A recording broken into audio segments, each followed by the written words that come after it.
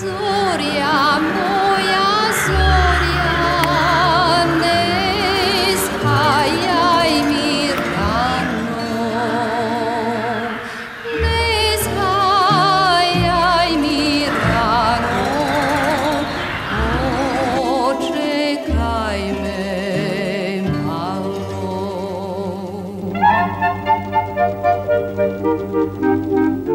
Rođen je 19. srpnja 1932. u Gorjanskoj ulici u Zagrebu, blizu Glavnog kolodvora. Majka je bila domaćica, a otac činovnik na željeznici. Siromašna je obitelj selila čak 17 puta.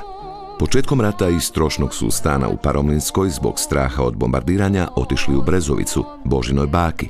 Noću su u mjesto dolazili partizani, a danju ustaše i žandari.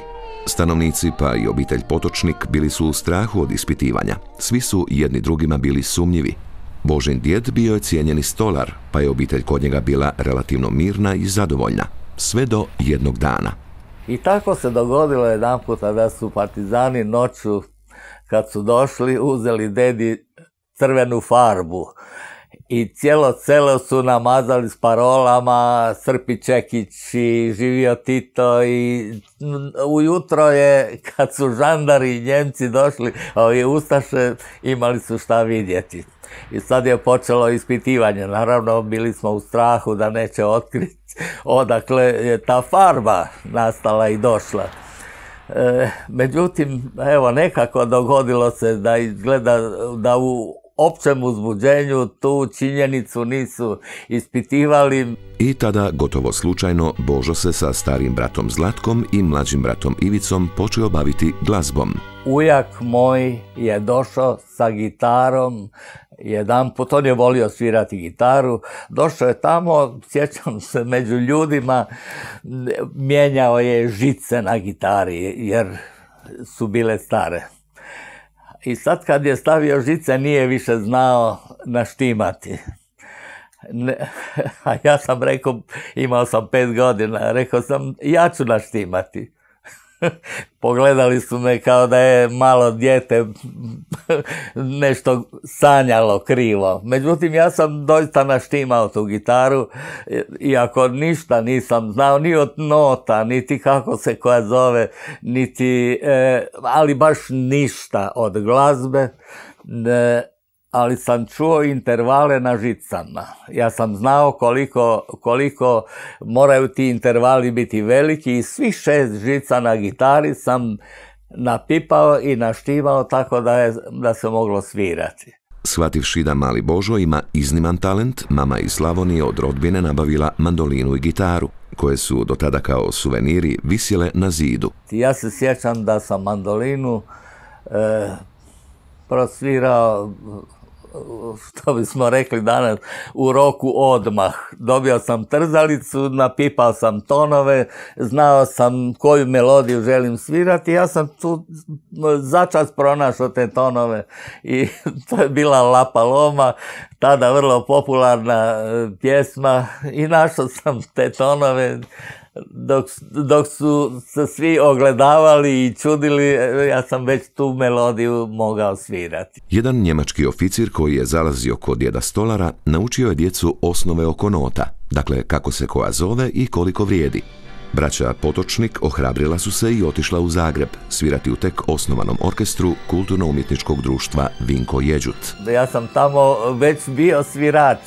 Došao sam kao dijete tada, kad je rat završio, imao sam 13 godina, ja sam se mogao vrlo lijepo snaći dobrim dijelom na uho, a s onom malo što nam je taj oficir pokazao, vrlo brzo sam ušao u note i s notama sam baratao dalje. Uvjeti za život u trenutku kada se 13-godišnji dječak trebao razvijati bili su teški. Živjelo se na bonove, kruh i mlijeko mogli su se kupiti u ograničenim količinama. Ali Božo je počeo svirati po drugim kulturno-umjetničkim društvima, iako su se u to vrijeme prije razlaza s Informbiroom pjevale uglavnom ruske pjesme.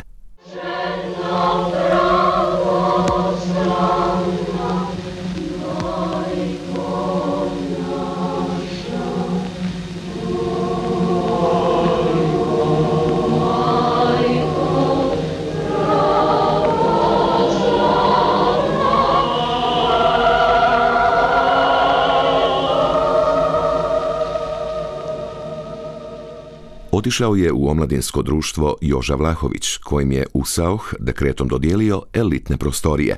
Angažirani su Zvonimir Ljevaković za folklor i Emil Koseto za dirigenta. 1949. osnovan je Lado. Iz Vlahovića su stigli Ljevaković i mnogi pjevači, plesači i svirači. Ljevaković, kad kažem, to je garancija. To je bila i tada garancija, a i danas je to jasan pojam da je Lado od samog početka bio vođen čovjekom koji je znao šta je identitet, koji je znao kako treba stvoriti rezultate, odnosno umjetnički oblikovati nešto što su stoljeća nataložila i što je tu bilo svud oko nas.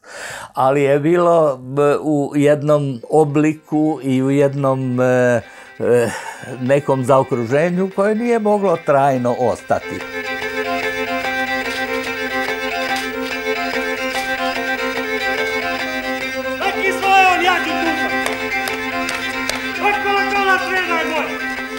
Folklor je tada još bio u funkciji života. Kako je grad preuzimao ulogu, a selo odlazilo u gastarbajtere ili u gradove, selo je još neko vrijeme bilo izvorište folklora. Ali taj se folklor više nije živio, pretvorio se u predstavu i zabavu. Moralo se odjedanput mnogo toga pokazati na pozornici, kako bi publika bila zadovoljna. Time, tvrdi Potočnik, prestaje izvorno življenje folklornog sadržaja i on postaje zabava. Naime, do tada se moglo vidjeti da ljudi izlaze iz crkve poslije mise, na prostoru oko crkve se pleše i pjeva. Tamo bi se našli u nošnjama, publika je bila sva oko kola, svirači obično u sredini. Ljudi su, dakle, nakon mise, živjeli svoj folklor. Došlo je vrijeme kad se taj zatvoreni krug morao otvoriti, pa je publika došla u gledalište, a napravljena je pozornica za izvođače, one koji su bili u nošnjama i tako dalje. I sad se stvorila druga psihologija, druga osnova. Oni koji su u gledalištu, koji su uživali u tome, mogli su uživati recimo 2 sata, ne više. A plesovi su nekad u tom krugu zatvorenom mogli trajati po 6-7 sati i više. I sad se tu pojavljuje potreba da se sve to skrati, da se dovede u jedan oblik prihvatljiv za ovo novo vrijeme, dinamičnije, gdje je sve kraće, sve ubrzanije. I tu se sada pojavila jedna osoba, jedan čovjek, neko ko je duhom najjači, priznati autoritet, pa je rekao, evo sad ćemo ovo, pa ćemo poslije toga ono, pa ćemo promijeniti glazbu na ono, pa ćemo napraviti ovakav u jednom nizu i to su začeci bili programa.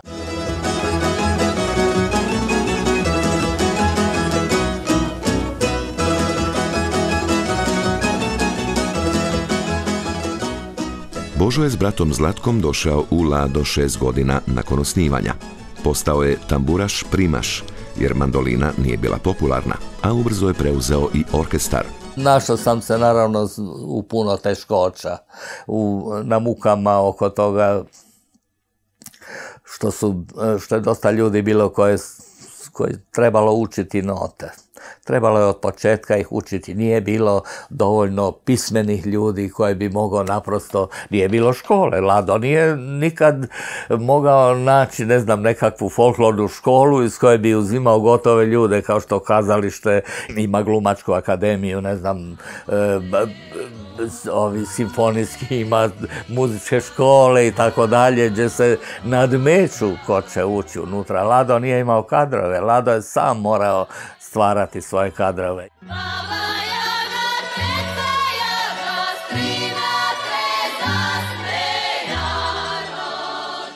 S vremenom je preuzeo i zbor, a i osnovao nonet Ladarice. I tu se događa velika ljubav o kojoj stari hodnici Lada i svi članovi govore sa suzama u očima. Pokoj pa su goveda.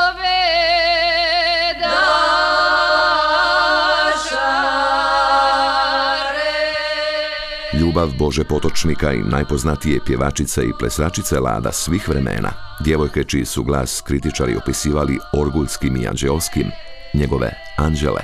Bili su jedan umjetničko-ljubavni par, mogu reći, koji se jako volio. Anđela je neprežaljena i nezaboravljena osoba s čijom se smrću ja dan danas ne mogu pomiriti. Ona je bila zvijezda Lada, osoba kakva se više ne bude rodila i kakva više nikad niko tako ne bude pjevao. U to sam 100% sigurna. S toliko srca i duše, toliko predanosti da je... ne može se s nikim mjeriti ona.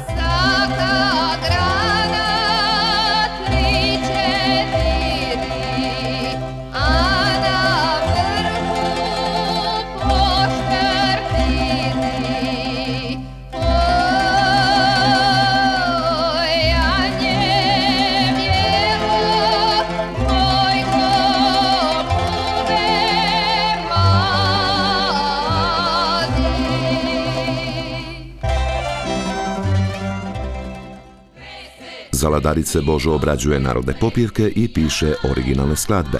Često s njima nastupa u radijskim i televizijskim emisijama, na festivalima i drugim priredbama, te snima albume i glazbu za filmove. Mi smo za prvi nastup na Krapinskom festivalu mjesec dana uvježbavali pjesmu koja se zove Jamrile su babe 4. Ne dan, ne 2, 3, mjesec dana. Dakle, došli smo na festival da smo sve znali, a to je ostalo i do kraja 33 godine koje smo proveli zajedno. Božo je jedan erudita, jedan veliki glazbeni znalac, čovjek koji ima izuzetnu glazbenu emociju i ja mislim, zapravo Bog nas je pošmajhljala da smo mi imali Božeka, a Božek nas. Teško je povjerovati na što su se članice najpopularnijeg hrvatskog ženskog ansambla oslanjale u radu s Božom. Božo ima strpljenja neko vrijeme, curice tiho, curice tiho, curice tiho, ali kad se digne čelo, onda znamo da je vrag zel šalu. A kada napravimo pjesmu onak kak si on zamislio, sa dodatkom te emocije, on je imao tu jednu dlaku na glavi koju smo zvali Franciska. I kad bi mi otpjevali onak kak hoće, Franciska bi se zdigla, a glava bi se naježila. I onda smo znali da smo napravili dobar posao. Božo i Anđela su se vjenčali, ali je posla bilo sve više, posebno otkako je Božo preuzeo još i tamburaški orkestar radija i imao redovite probe nekoliko godina. Zajedno su išli na posao i na turneje, a kćer su ostavljali djedu i baki. To je moje, jel? Oprostite. Dušo, malo kasnije ja imam sada baš snimanje, znaš. Kad ćeš ti doći? Samo mi reci kad ćeš doći. Oko 7, dobro. Ok, ajde pa ćemo se, ak nema ništa hitno. Ok, bo. Dobro, Dušo, dobro. Bog.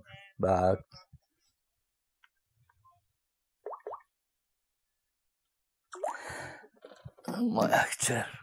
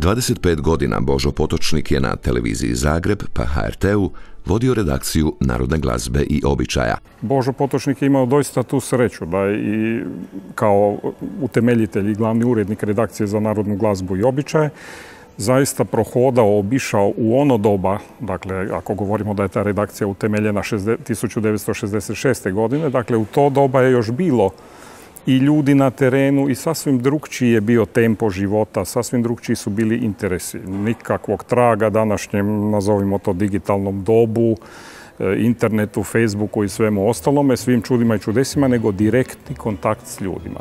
Direktni kontakt sa ljudima koji su tu tradiciju stvarali godinama i koji su ju živjeli. I on ju je na isti način upijao i na isti način ju je dalje predavao.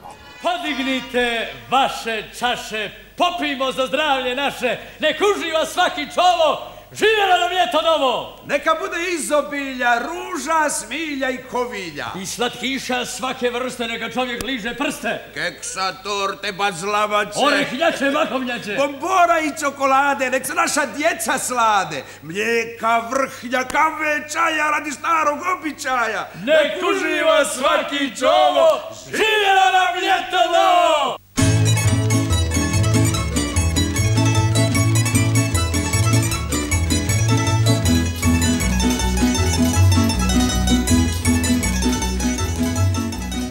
Iako je sve u to vrijeme bila politika, političari ga, kaže Potočnik, u toj novoj ulozi televizijskog urednika uglavnom nisu dirali. Ja sam recimo morao voditi jako puno računa o tome da pokrijem svojim sadržajem Dan armije, pokrijem 1. maj, pokrijem bilo kakav državni praznik, a oduška sam si davao na Novu godinu. Božić naravno nije postojao, jeli? Ali Nova godina je bila godina za ispuhivanje i ispražnjavanje i mogu reći da mi je to dosta dobro uspjevalo. Ja sam, kako sam sam živio u da kažem, običnoj, maloj razini života gdje se pjevalo samo borci piju vilom zlomci. Tako obične svakodnevne stvari.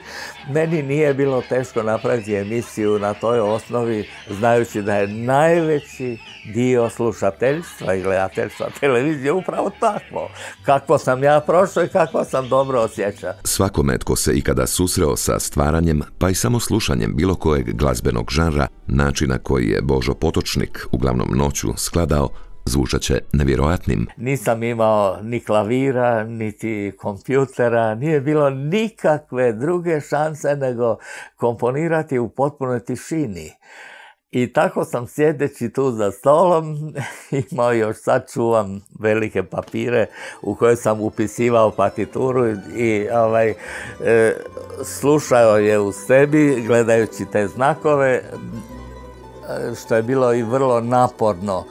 Vrlo naporno zato što toliko bi se zavrtila ta nutrina čovjeka, mene, konkretno kod tog pisanja, da bih mogao sve čuti što je napisano. Ja više nisam mogao spavati, nek sam ostatak noći još se to vrtilo po glavi, nikako da izađe sve. Mislim, Bože, dosta mi je toga, daj malo da spavam.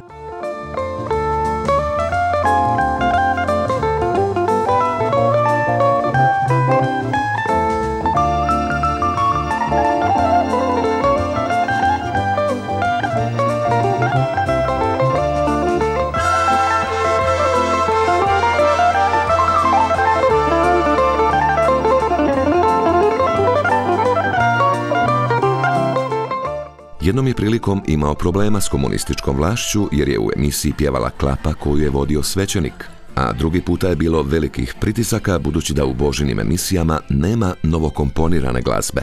Imali smo jedan ružan, zapravo dva ružna događaja kada mi je bio i prekinut koncert iz banalnog razloga što smo izvodeći program ne samo hrvatskog nego i šireg jugoslavenskog prostora, organizator je prekinuo nastup samo zato što je dvojica plesača su bila u slavonskim nošama i imali dvije trobojnice, dakle tkanice, to je zastava, to je bio dio narodne nošnje. I naravno da je bilo uvijek pokušaja uplitanja u to, a Lado je imao sreće da je mogao izbjeći neko značajnije uplitanje. Uvijek je politika pokušala nekako nametati neke svoje neke stavove, međutim Lado je i sa svojim umjetničkim ravnateljima i sa svojim rukovodstvom uspio prilično dobro tome odoljevati.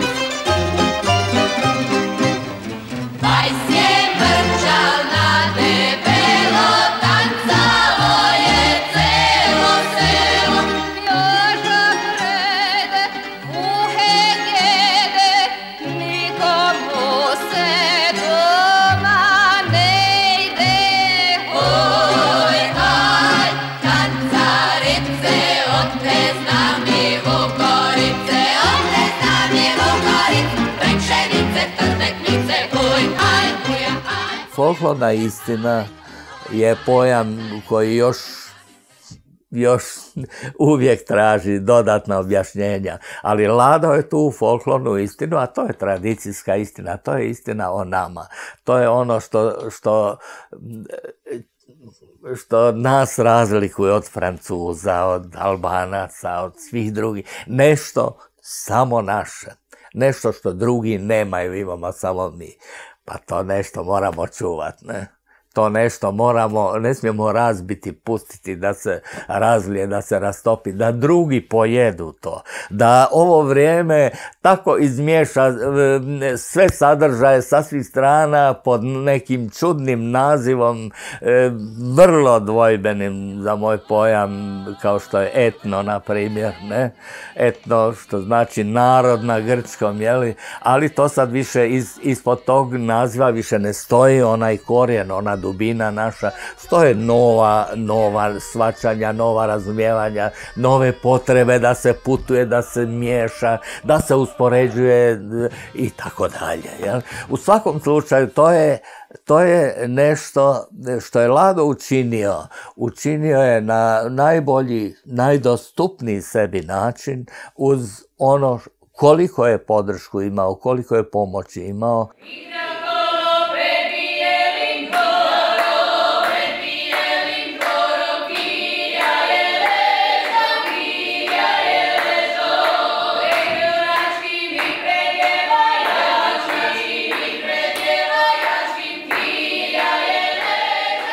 Bilo je za Jugoslavije glasnih zahtjeva da se Lado ukine, jer, tako se govorilo, samo troši novac. Ipak, opstao je i za njega je 150 koreografija, 1000 napjeva, više od 1000 kompleta narodnih nošnji. Svi su se umjetnički voditelji do sada trudili ostvariti glavni cilj. Da Lado ne bude samo nekakav, kako bih rekao, nacionalni balet koji se samo inspirira folklorom i stvara nove nekakve umjetničke vrijednosti i plesne i glazbene, mada ni to u krajnjem slučaju nije loše, ali takvih skupina ima na izvoz, što se kaže. Stotine i stotine, a Lado je jedan i jedinstven upravo po tome. I to su decenijama govorili najugledniji glazbeni kritičari, ljudi koji se razumiju, dakle, u ovu vrstu umjetnosti, a toga se pridržavao i Božo Potočnik, bez obzira što se nikad nije dvoumio da li treba ići u neke novim stazama, krčiti nove stazi, ali opet na tragu izvornog, onog pravog, esencijalnog, narodnoga, dakle, nepatvorenoga.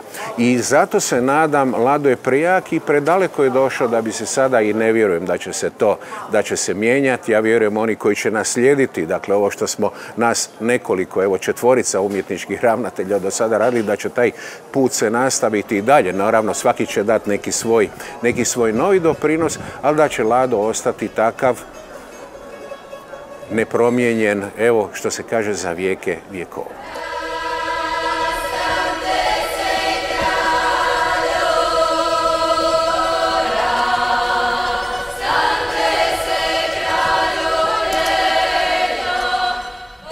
Kad je prestao aktivno raditi 1992. godine, Potočnik se okrenuo aktivnostima u dijaspori.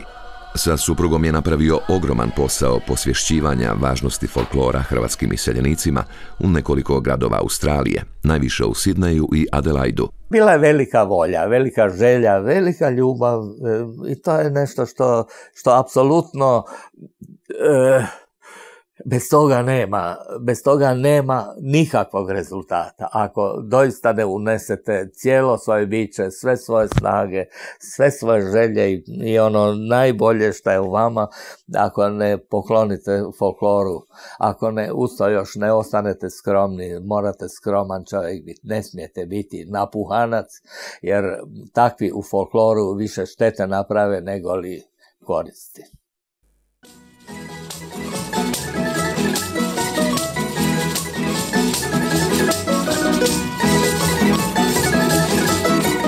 Božo je, unatoč svojoj glazbenoj i akademskoj naobrazbi, ostao narodni čovjek. Ostao je čovjek koji je znao prepoznat narodnu mudrost i narodnu umjetnost. On je to dalje i živio, tu narodnu umjetnost, zajedno sa tim seljacima umjetnicima, na selu, u samom centru onog zbivanja. I ja bih rekao da tome možemo i zahvaliti ovaj nevjerojatno bogati opus ansambla Lado, gdje je zahvaljujući Boži i drugim, naravno, autorima i sakupljačima, melografima, obrađivačima, gdje smo mi prikupili upravo esenciju glazbenog i plesnog stvaralačkog duha hrvatskog čovjeka, seljaka, umjetnika. Dječak koji je s 5 godina bez ikakvog predznanja naštimao gitaru, došao je tijekom života do toga da s Anđelom i stotinama vrijednih pjevača, koreografa, plesača i instrumentalista postane jedan od najzaslužnijih za definiranje umjetničkog DNK hrvatskog čovjeka.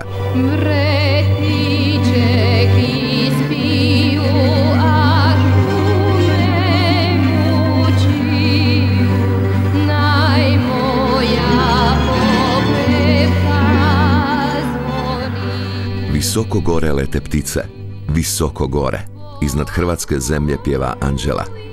Visoko gore iznad hrvatske grude, njezin Božo slaže novi ansambl. Nove će generacije izaći ponekad na balkone i slušati pjesme vojske svojih predaka. I članovima tog anđeolskog zbora bit će drago i zapjevaće glasnije.